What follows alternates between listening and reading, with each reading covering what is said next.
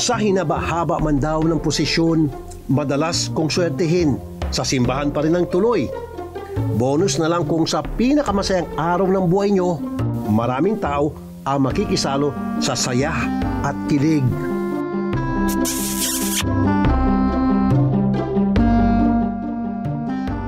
Elegante at magarbo, ganyan ang bridal car na madalas na ginagamit tuwing kasalan. Pero ibahin nyo raw ang mag-asawang ito. Ang naghatid daw sa kanila sa simbahan, hindi bonggang sasakyan. Ang bride and groom, sakay ng mga motor.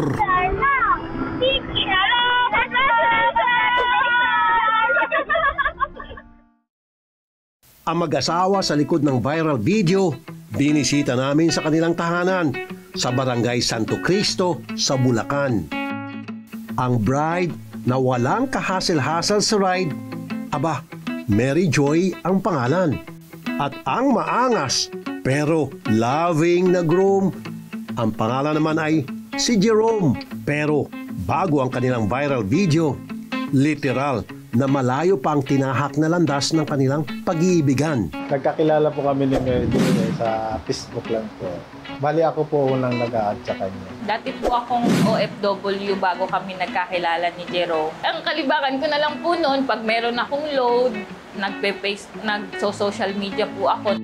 At dahil malayo nga sa isa't isa, hindi na maiwasan ni Mary Joy na makaramdam ng pagdududa noong una.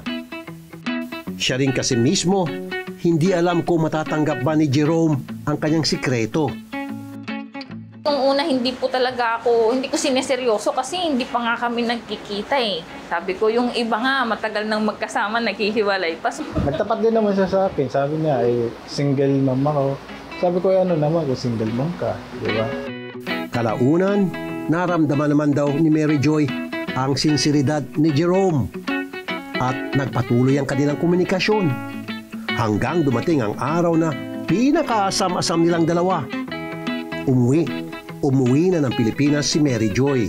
Una po naming pagkikita is nung umuwi po ako galing Kuwait. Sinundo niya po ako sa airport. Pagkasundo niya po sa akin, sumama po siya sa akin dito sa Bulacan. Tapos pinakilala ko po sa kanya yung pamilya ko, mga kapatid ko. Doon ko po napatunayan na seryoso nga siya. Tuluyan na raw nahulog ang loob ni Jerome. At sinabi sa sariling, hindi na hayaan pang makawala si Mary Joy. Kaya naman, pinakasalan na niya ang kanyang minamahal na si Mary Joy. Hindi lang isang beses, kundi dalawa. Una po kaming ikinasal sa civil wedding noong February 23, 2016 po. Tsaka itong June 15 po, 2024, ikinasal naman po kami sa simbahan. Sa kasalang simbahan ng Tungpo po. Sabi ko sa asawa ko, baka mag-viral tayo kasi may nagbibideo sa atin. At parang nagdilang anghel nga si Jerome dahil ang kanilang video kinagiliwan ng mga netizen. Ang kumuha at nag-upload ng video online ay ang 33 years old na si Karen. Kaya niya raw in-upload ang video dahil sa tuwa at aminado siya ay hopeless romantic. Papunta po kami dun sa papunta sa Grace. Nakita po namin yung si ate girl na naka-motorsiklo. Tapos sabi ko sa asawa ko, uy Dio, astig naman ni ate, naka-get up siya, naka-dress siya na white, tapos naka-motor siya. Tapos, hindi ko napansin na yun pala, meron pala silang Just Mary dun sa DBB box. Yung box nila. And then, sabi niya, ay hindi lang pala siya nag-iisa. Akala namin nag-iisa lang si ate girl. So, yun pala, dalawa sila. So, dun namin nakita na si husband niya pala is nakamotor din.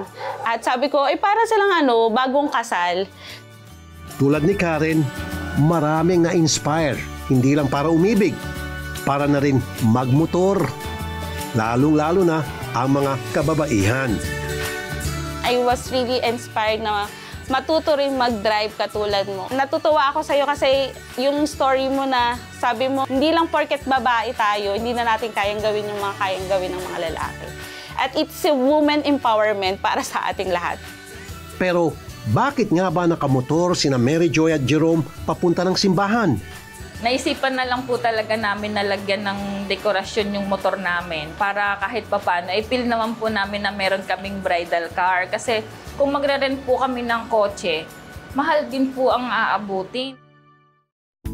Kina Salman, kahit kailan ay hindi pa raw sila nakakapag-honeymoon. Mas naging prioridad daw kasi nilang mag-asawa ang debut ng kanilang panganay.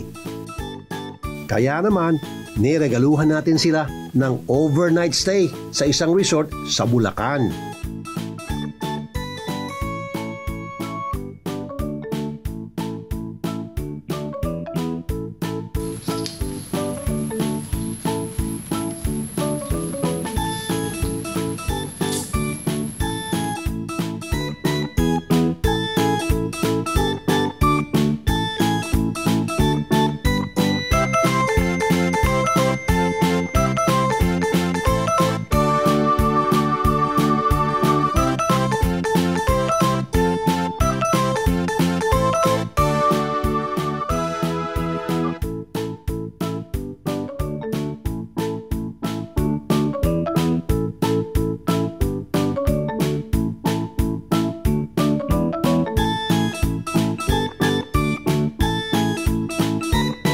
Sir Rapi, thank you so much po. Ngayon lang po ako nakatikim ng libre sa buong buhay ko. Kasi lahat po ng meron kami talagang pinaghihirapan ko kahit simula nung bata pa ako. Kaya masayang masaya po ako ngayon. Wala kaming iintindihin na babayaran. Kaya thank you so much po talaga. Thank you po, Sir Rapi.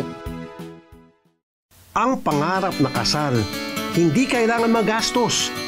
Ano man ang balakid, basta't tunay ang pagmamahalan. Ang may kapal, pihadong ito ay babasbasan.